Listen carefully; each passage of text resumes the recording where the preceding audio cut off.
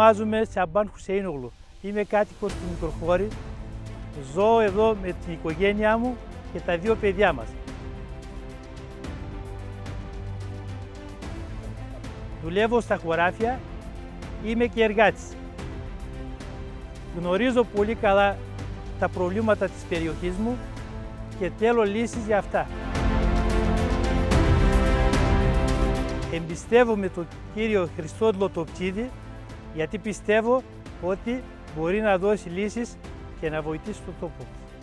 Συμμετέχω και εγώ στην προσπάθεια της περιφερειακής σύνδεσης.